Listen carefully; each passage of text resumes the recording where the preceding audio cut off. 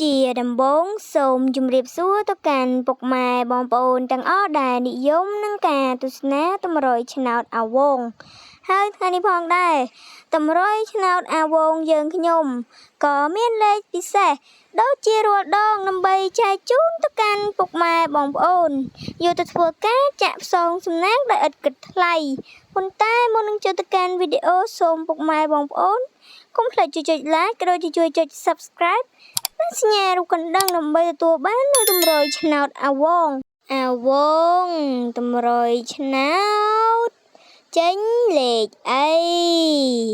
75 អាវងចេញលេខអី47អាវងចេញ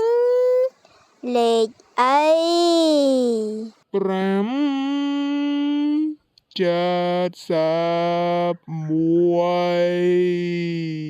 អាវងចេញលេខអីអូងខ្ទង